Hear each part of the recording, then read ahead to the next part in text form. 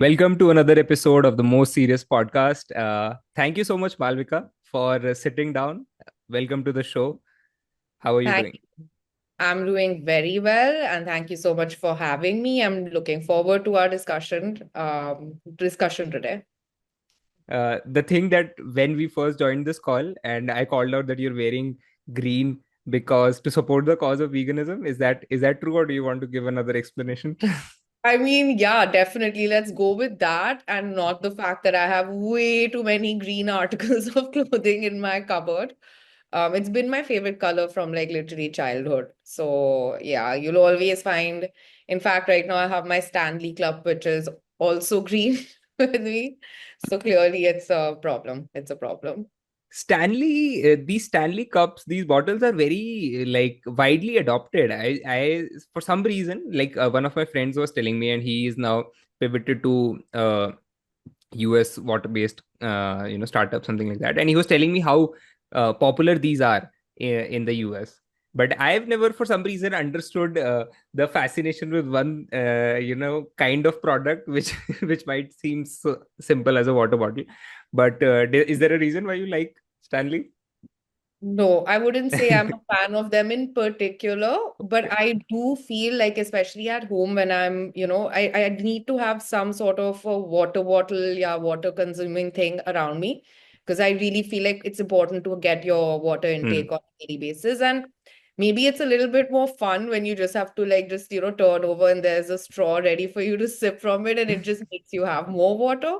So of Yeah. course, it just maybe making it fun, but a water bottle absolutely serves the purpose that this is serving. Otherwise, it's more fun.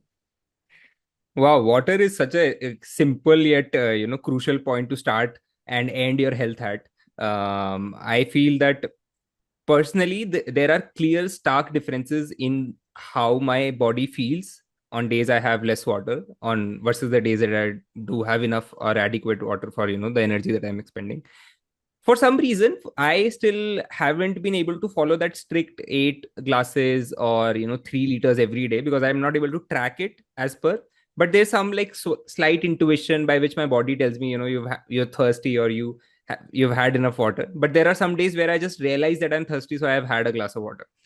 I think Mm. this is a common challenge that most people like us face, and I would want to get an expert slash more professional insight from you. That is this almost correct to not completely track how much water you're drinking, but to just feel a sense of it that you're having enough, or should we like be more strict about it? No, you don't have to be very strict about it. I felt honestly when at one point I was like, I'm not sure if I'm having enough water, and I want to hit that like 2 liter mark per day. It Even though I was just making light of the cup next to me, I don't need to track the water intake, but I know how much is there in one cup, right? So if it's next to me when I'm at home all the time, inevitably I end up sipping on it. It just happens out of habit, especially if you make sure Yeah. it's next. And so I'm not actively tracking how much water I'm having, but once that's done and I have to go and get a refill, I automatically know, oh, I've at least had that 1 liter and Hmm. then whatever 2, 3 glasses of water. So maybe if before sleeping I have half more, I'm good. So instead of making it very complicated and tracking per glass and per different Yeah. instruments, take one big one. And if you're not someone who's spending the day at home, you're out and about most of the time, get a smaller, more convenient, just a regular like jug kind of a thing that is, convenient for you to carry around with you. And same logic applies, right? So even if you're out and about, okay, I know I've finished one. That means itna to I've had outside of whatever miscellaneous water I'm having. And end of the day, you have a rough idea of whether you've had enough water or not. So it's a it's a mid path basically where you're not really tracking, but you have an idea of. Uh, Yeah. and it's important. It's very important to make sure your hydration levels are I good. think also I'm always interested by this fact that how intelligent our bodies are, and how they process cues, like how they tell you information about if something might be off or something might be right. Pain is an indicator, or comfort, discomfort, all of that. These are small inputs that you can receive. But what I am also very interested in is that the fact that some people have this argument for hydration that if you're drinking, let's say, an iced tea versus water, why would I want to drink water when I can have an iced tea? It's still liquid. Does it make sense? Can you compare or replace both of them? In your Stanley, people are filling up iced teas and having them all days. I mean, you can't say that two things are liquid, so they are the same. Like, I mean, alcohol is liquid, but if I'm having Yeah. a Stanley cup of alcohol versus water, there's a pretty big difference, Problem. you know. So it depends. Does your iced tea, I mean, how much is the water content in it? Yeah. How much sugars in it? Is it healthy, not healthy? And water is water. It's there just to keep your body hydrated, which is already composed of, as we know, most of our body is already water. You Yeah. need to make sure that that is being fed the whole day. Make sure that the level doesn't drop. Um, More than anything, I think electrolytes actually are a very good way to absorb and get that hydration in. So if you are someone who's like, maybe I automatically am not gravitating towards just pani, you can get a fun, like now you have so many of these brands giving all these fun electrolyte tablets out there, flavors. Hmm. Maybe you enjoy one. You keep that around you because it will be water with electrolytes. So you're getting that hydration and it's getting absorbed even better in your body. If there's a block against pani, but nothing can beat water. Anything else you're having outside of that, which can also be healthy. I'm not saying there aren't other healthy drinks out there, but the pani hydration is, you can't compare. And you think that there's some reason why, if it's that obvious, and almost all doctors say it, and we've heard this medical advice as well, that it solves a lot of your common diseases that might be caused, or certain illnesses that you might avoid just by being enough hydrated throughout the course of your life. Do you think when it's that obvious and when it's that simple, literally, more people should do it? Is there a reason why you, in your experience, have observed that people are just, and not just now limited to water, but in general taking care of their health, uh, until push comes to shove, which is, let's say, event which leads them to rethink or recalibrate everything in their life? Isn't there, I we all know that progressively it's better to take care of it every day, but why don't we do it? Like, what's stopping people from taking better care of themselves? Great question. And I think it's a very layered question as well, because there are so many reasons as to why sometimes, even if it's a very intelligent person who otherwise, maybe works out, etc., there is a certain almost block that comes into play at times when it comes to food. Food is at a certain level a very personal thing. I mean, you're literally having it the whole day. It's the fuel for your body. But I think there's also then the, layers of, okay, but, food, it's also for my enjoyment. Taste is the one thing that matters. Like fueling is not as important as taste. It's a treat then, Yeah. or no, in my family, traditionally, we have been doing this for this long. So because of tradition, I will not operate outside of these food items per se.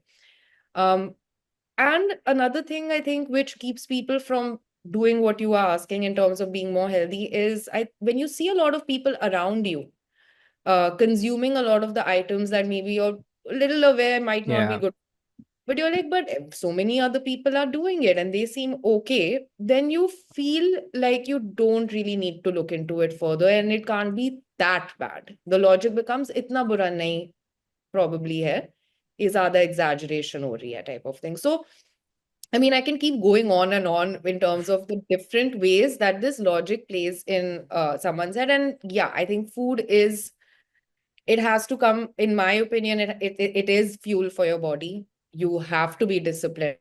So, people will make small edits, I think, especially now because there is so much more discourse and conversation around what's healthy, what's not healthy. So, little bit people are doing it. But at its core, I think to get someone to really make bigger changes is something that can be a little hard because of these little things that people hold on to, being like, no, no, no, this I've had for so long. That person lived till that age eating this diet, so I'm fine. Even though there is a, like, every day there's more and more studies and reports and documentaries, because obviously food is something and our health is something that's constantly being researched. And as we Yeah. are unearthing more data, more and more information comes to light. So what may have been true 20 years ago or believed 20 years ago is not actually the same thing today. But this is sort of, I think, uh, the dissonance that needs to be overcome, where people need to also kind of remember that end of the day, food is something that, of course, it's something we must enjoy, but at its foundation, it is fuel for our body. So if it is, like how people always say, like, if you have a car, you'll take care of it. You want it to last many, many years. So same logic applies to our body. You have to first and foremost think about it as, how am I eating in a manner that supports my body in the long term? It is happening. I think now a lot of people are much more conscious, but yeah, it's still a tricky subject. But I think, Malvika, what also interests me is the more conversations that sometimes we have about something, there's always diminishing law of diminishing returns. I think once there's a plateau to it also. And once you start overdoing it, maybe it starts adding to your stress. So my concern sometimes is that instead of people applying those changes, we have enough podcasts and videos and information on people talking about different ways to improve their health. But how much of, and with the improvement of tech in tracking your sleep and monitoring so many metrics, isn't it increasing to the health anxiety slash paranoia that already people have? Like, am I feeling okay right now? Is this health baseline, or am I not at my optimal peak performance level or not? So like, I think too much information and tracking has led to that paranoia increase as well. Do you think that? Yeah, yeah. I mean, we live, I think, in a day and age where the stress levels could not be higher across the board. Yeah. We're all stressed out. And in terms of how you explained it, I personally also don't believe in doing tracking, which is too, I would say, like too detailed. I think you have to have an overall understanding of, okay, I know this is what an overall balanced diet is for me. I have Yeah. some other things I want to track, but not sit and count each and every calorie. I, in fact, feel also it's about your relationship with the food you consume. So if you're sitting and consuming it with that stress, I don't know. I mean, maybe not everyone believes in it, but I feel like that's end of the day not going to actually be digested also that well. So you need to enjoy it when you're eating it, have a general idea that you're doing it correctly, and that's fine. It's good enough. Of course, it depends if it's someone who has a very serious issue or they, have a very specific goal they need to attend, then of course you have to be a lot more strict. But that's a exceptional scenario. I'm saying it more from a general life perspective. And in fact, for me, I wasn't even someone who really paid that much attention to any of this at all, because I felt overall my lifestyle was fairly healthy. It's only in the last few years that I became a little more aware of, certain things that I believed to be true that were not, and sort of had to reevaluate things a little bit. But then, you just work out a new system and then you go along with it. So it's not that hard. It's not that daunting. And you also don't need to do all of it in one day. You Yeah. can I think that's one important. thing at a time and do it over a period of time. And then you find your sweet spot with it, which is totally fine. Do you think, however much someone can improve their diet and focus on, whatever they're intaking throughout their day, with right amount of, water and nutrition, let's say, uh, still movement and exercise becomes like the another critical leg for you to make sure that energy is expended in a format that's healthy for you? And while there are so many options to exercise, like you can have sports, you can go to a gym, or you can do something at home, for some reason again there's no clear uh, trend that people have started exercising more with all this information of that you should start exercising more. Sometimes I feel that how do you actually make this practical shift in someone's life is like a more deeper fundamental question to be asked. We sometimes miss that, and I'm sure that you in your experience have consulted so many people, and you might have had clients who have faced problems like these, that they apply a change and maybe they start getting onto this good lifestyle for a couple of days, maybe a week, But then once that old inertia kicks in of, you don't see a change in a week, but then you start I think comparing that even if I'm putting in this work, I don't feel as good or as desired, maybe. So how do you still be patient in this ever kind of improving journey of taking care of yourself? Like, I'm sure people do get anxious about this. Like, do I always have to do this? No, what you're saying is the reality for I think most of the people out there right now. The thing is, we also live right now in a world, right, where we are very used to instant gratification. I mean, you have your Blinkit now, or like anything you need, it's a matter of minutes, right? You have an issue with the way you look, you can go and have it fixed. So everything is quick, quick, quick. Yeah. When we're talking about lifestyle changes, um, it's never going to be quick. It's never going to be immediate, but it's going to be fantastic for you in the long term, right? Where a lot of other issues that might come up if you weren't following a certain lifestyle will inevitably, you'll increase at least the chances of those issues coming up later. So and I've applied this to myself because God knows how many times I have, gone off my schedules and gone off my workout plan and done. The most important thing is you get back on it and you just keep getting back on it, back on it, back on it till all of a sudden you're doing it without really thinking about it. Now, it's not the same for everyone. Like people say 3 weeks and your habit changes, all of that. And yes, those are true, but everyone's different.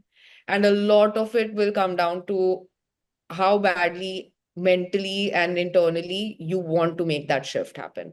Because I do feel like a lot of times when you're not that committed to it, then you'll see the obstacles or you'll be like, okay, not today, I'm not in the mood, so I don't want to. But I think it's very normal, very human to have those days, to get off schedule, to have those month or whatever in the middle that you're like, I just went off plan, when 6 months itna kiya, and then it happens to everyone. But the most important thing is don't think of it as a defeat. You have to just be like, okay, you know what? Fine, it happened. I'm going to start again. And you just keep at it. And you don't have to be perfect at everything immediately, like I said earlier, right? So just at least find that first thing that you're like, I think this is the easiest change for me to make. I think I'll be able to follow, even if it's something very small. But Mm. be like, okay, I'm going to start with this. And after that, I'll see one by one what I have to do. And I think that motivates you also because you do one change and you're like, oh, amazing. I've been able to do this. And now let me move on to the same thing. But everyone has their own timeline. Everyone does things at a different pace. Like I see all these videos, in fact, of people who are, in their 50s or post 50s who only started on their workout journeys, but Yeah. are absolutely fit and ripped now. So I don't think there's ever a bad time. I don't think there's ever a wrong time. But the main thing is like, don't give up on it. Keep doing it. You'll find a way to make it work for you. I think it's very important to also sit and think about your identity. And whenever, personally for me, I can say that uh, whenever we think of the word identity, we always look about the aesthetic or think about the aesthetics of it, how we physically look, or what are some personality cues that we carry.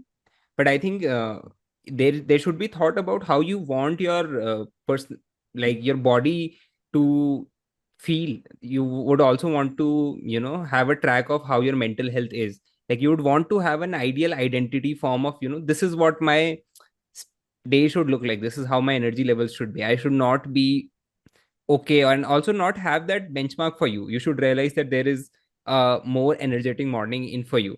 I think sometimes people just accept that baseline of feeling sluggish and just getting on to the next thing. Maybe Yeah. you can speak a little bit more about giving slightly more hopeful a view to people that there is more, you can feel better. How do you convince someone of that you can feel better if you follow a better lifestyle? I think that is a very critical piece. See, I don't think I need to convince anyone of the point that if you're following a better lifestyle, you're going to feel better. I think that is like intuitively, logically, everyone knows this to be true.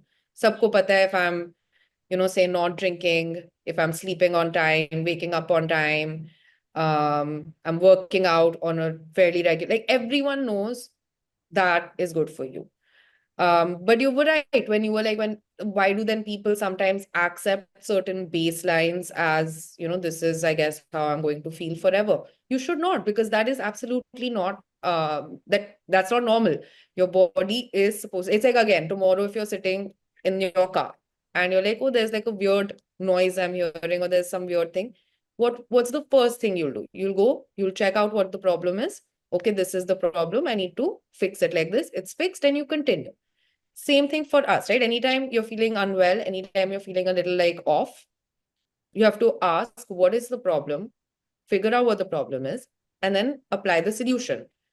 But people don't want to always go down this path, right? Like people also are like, nahi, theek hai, I feel a little sluggish. I'm just going to have, again, quick instant gratification, a coffee, and I'm going to feel more awake and I'll manage somehow. Or okay, I'm sleeping 4 hours. It's okay. I'm being able to wake up and somehow work through the day. It's fine.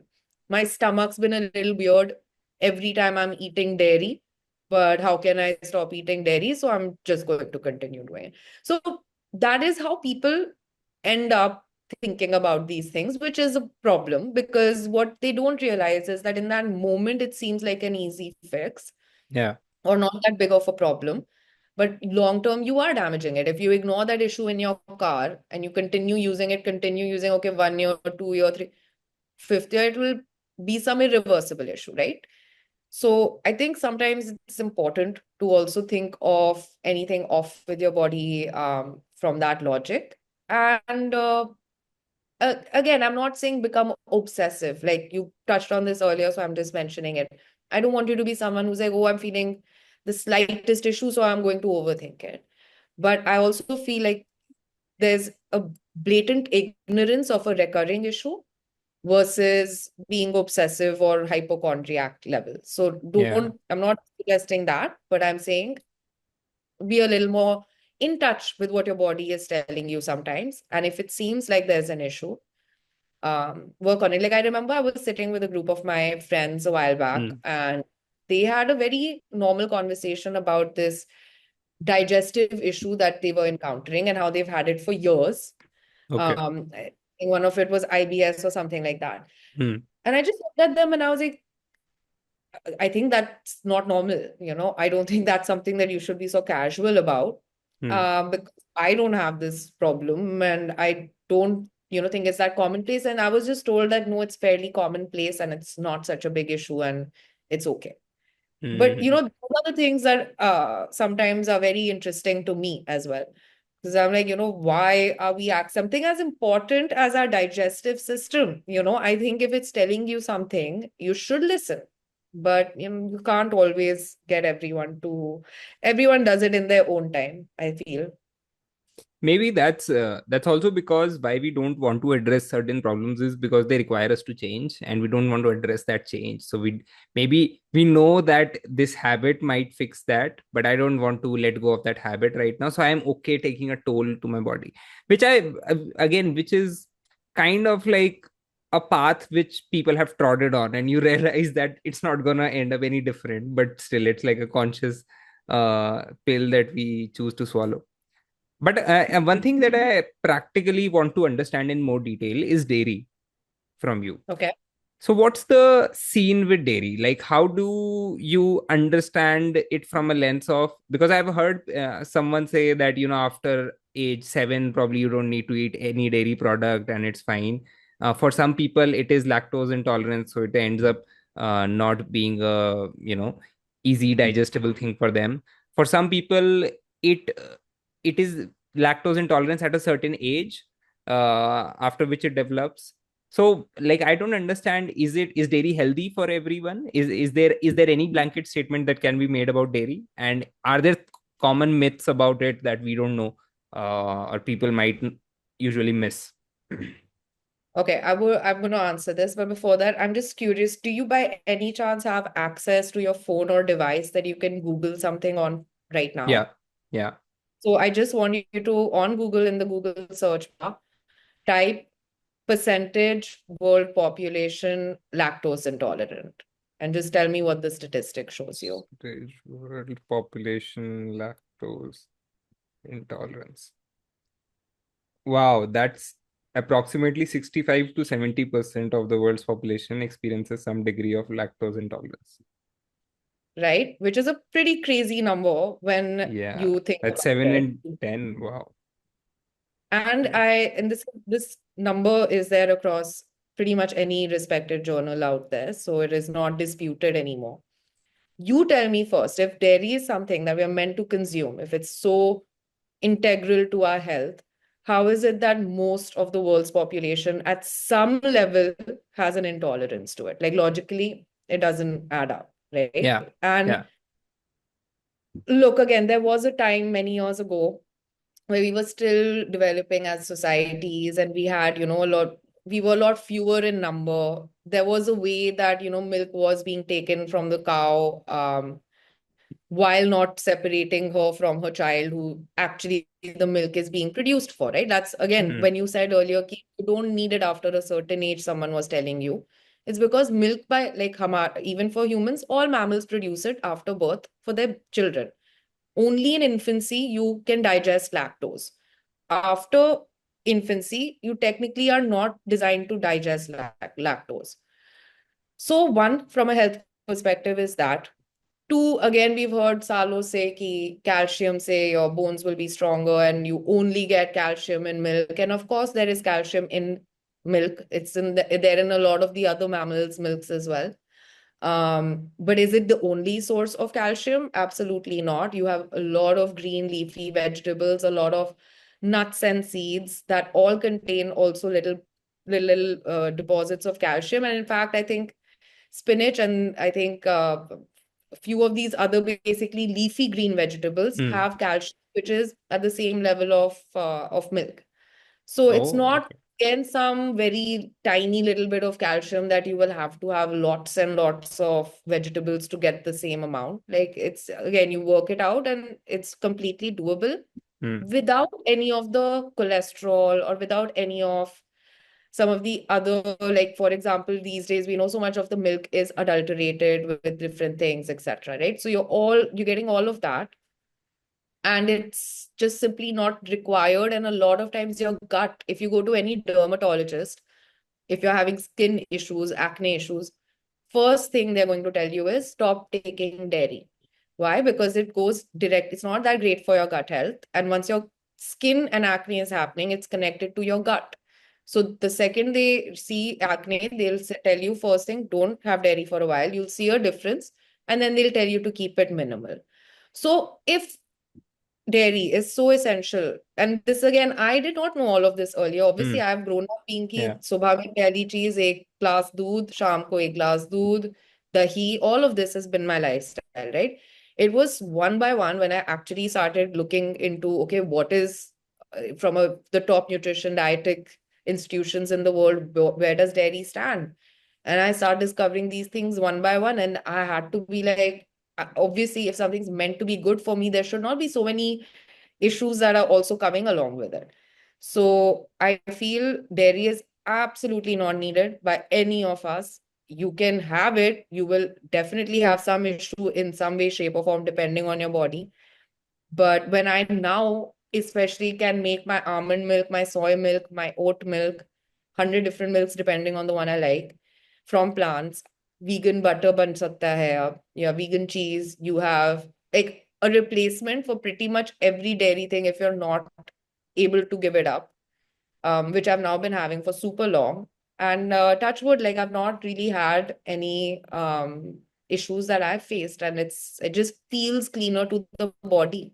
So Hmm. yeah, that's dairy is scary in my, and of course there's like a lot of from that. I'm not getting into the ethical part of kya ho raha hai, but Yeah. the milk's capitalism, obviously cows are not allowed to be with their babies are taken away, killed, all of that is also happening, and you don't connect it to that because it's just a glass of milk. You're like, dude, there, no one's, but there is sadly that other horrible aspect as well to it. So when I put both of them together, I'm like, I don't think I need to be dependent on dairy.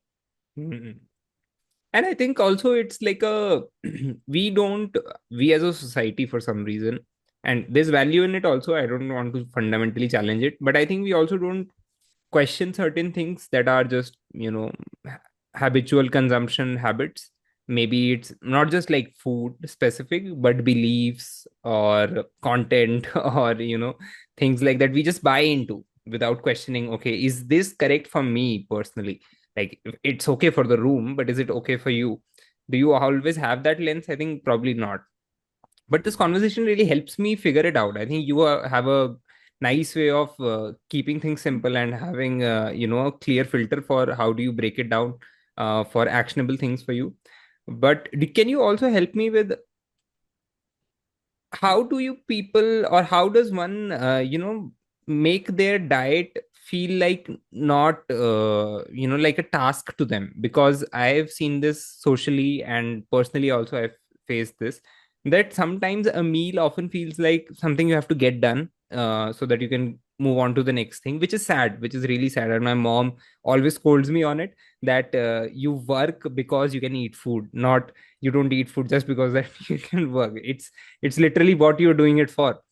But I am like, sometimes if I'll get free time, I'd want to have my meal with watching a TV episode so that I can enjoy that as well, and not just sit and eat food, because that feels like a very low dopamine activity for me to just do that. And while not many people accept it, but it's something that we do consciously or unconsciously. How can it be changed? And because I don't think that it should be that hard, right? I mean, we should enjoy food, but we don't seem to. Again, it's a very it depends from person to person thing, right? Okay. And it's okay. I feel like if right now you're at a point where you're like, okay, I need to maybe make some changes in my diet, but I also don't want to watch television while eating. I think it's okay if you are watching a little bit of television while eating right now, because I feel like that's a problem for later. And again, we are living in an overstimulated world. We already Yeah. are very aware of how it's like everyone needs some sort of stimulation. So it's not, you've grown up like that. So I think again, every habit, you're not going to change it overnight at once. Um, just make sure that you're at least eating the right things through the day. Try not to miss meals completely. Try to be timely with it. I think people underestimate how much, if you're having your meal at a fixed time, it makes also quite a difference to just your overall body's functionality. Pick. There are many things. Like you can get overwhelmed. You can get overwhelmed thinking, abhi mujhe switch bhi karni hai diet. I have to figure out what my new foods are. I have to eat on time. I have to enjoy when I'm eating. I have to be connected. Like it's okay. Don't go down so many things at once. Pick, like I said earlier, the first step.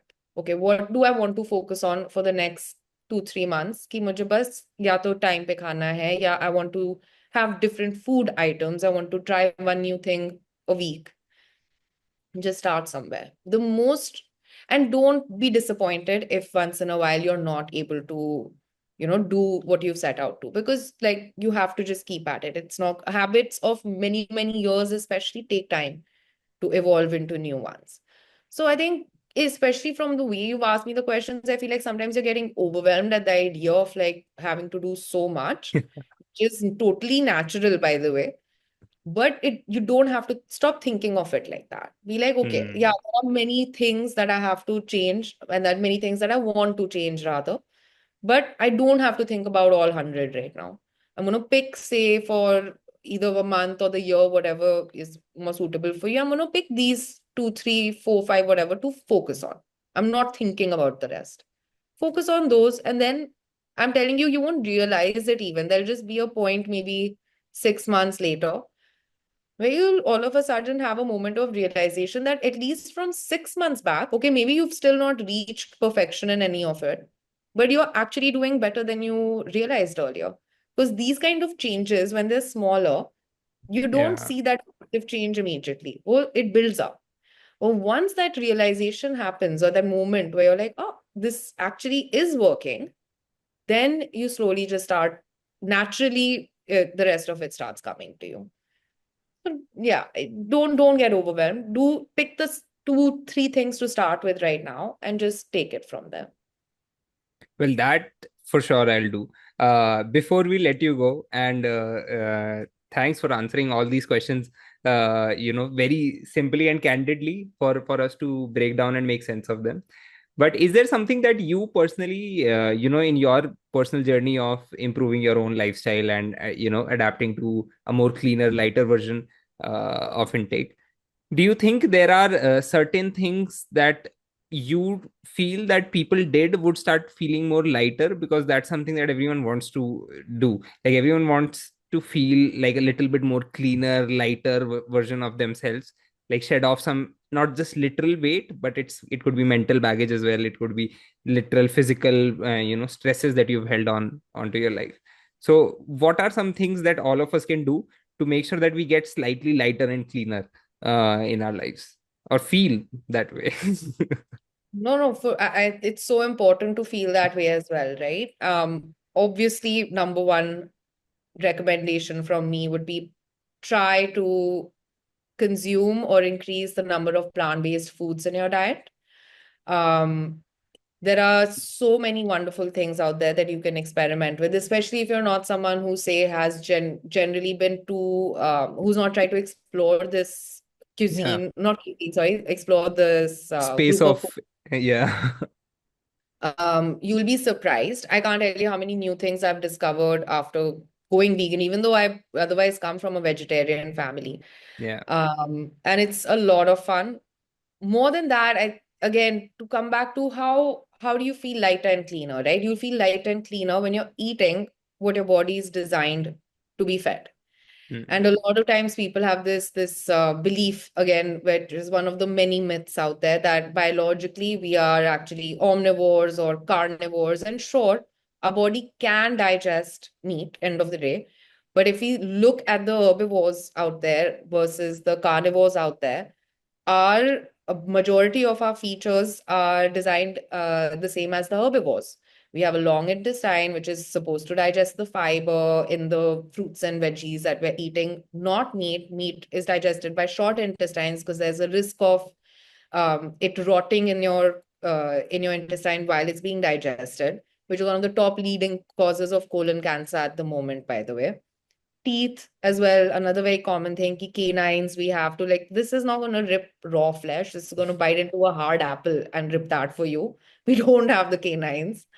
And many other things, the way our jaw moves, etc. Yeah. So I feel if you're having more fiber, people always love to bring up protein, which is super important as well. And for that, I recommend really trying to experiment with the soy foods out there. Like obviously pulses and everything, dal, all of that is important, but soy is a game changer. It has there's tofu, there's tempeh, there's soy milk. You can just start cooking these and making them part of your diet. It's fantastic. But other than protein, you need your vitamins, you need your Yeah. minerals, you need your what was it? What were we talking about? The main thing that I was just saying. Uh, anyway, point is there are fiber, I'm Yeah. sorry, fiber as well. Fiber people just forget about. It's so crucial to the functioning. So you can't just focus on one thing. You have to think of everything. And if you don't want to get into the nitty-gritties of it, keep it simple. Am I having some form of protein? Am I having some form of green vegetables? Am I having some form of fruits? And am I having some like bread or rice in a balanced way through the day? And maybe one like miscellaneous item. If you can Yeah. track, okay, yeah, I've had these items in different forms through the day, I should be fine. And I think the change happens automatically. A few of my friends who, at least tried to be plant-based for a month, all of them, till date, I'm yet to have one person come to me and be like, I actually did not feel better. All of them come back, and they're different kinds of people. One was trying to lose weight. One friend was, in fact, trying to gain muscle. So different types of plant-based diets as well they Mm. did. And always a positive report back. I didn't have any issues before I went vegan. So I don't have that sort of, benefit Contrast. Yeah. of comparison. Yeah. But do I feel like overall my energy levels, my mental clarity, my physical, even in terms of the workouts I'm doing, has all of it felt better? Absolutely. And I'm not saying I am, the epitome of human health. But I do think that when I hear a lot of people talking about a lot of the problems that they face, um, I just feel blessed that those are not things that exist in at least my life right now. So I do think it is worth at least experimenting with. And then I think depending on what you end up enjoying, you can, take it step by step further in that direction. I always suggest when people are like, I can't give up this item, I'm like, don't give that up, but think of what you can give up. Obviously, I'm Hmm. sure every single item in meat or dairy is that crucial to you. There might be that one that you're not that one. So give that up and think what you're replacing it with and take it from there. So there are ways to get started on the journey. Of course, I think if you have other questions, I love getting questions on my page, in fact, and helping people with their queries, because that's kind of the point of me even starting that page. Because when I had gone vegan, there was nobody really talking about the practical aspect of how to adopt it in India would be. So I figured it out on Google and talking to whoever I could. But that page enabled a lot more conversations for me as well. And now I try and help as many people as I can. So there's no one method that, oh, if you follow it this step, you Yeah. get it right. But it's very doable. Just do it one step at a time. Well, that's the motto of this conversation. I think that's one thing that I'll definitely take away, which is one step at a time, and not overly concerned about the thing that you're doing, but ensuring that you do it.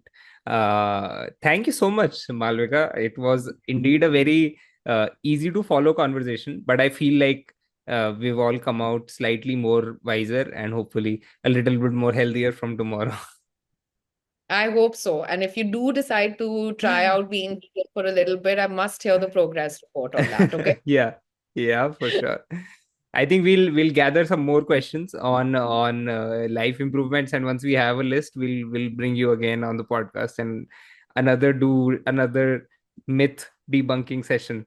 Oh, yeah, that would be fun. There are so many. So just keep lots of time on hand. We'll go through them. Yeah, we should have, I think, like a full list of prompts, and then we should go one by one and then strike them off. Or rapid fire. You can rapid fire. Yeah.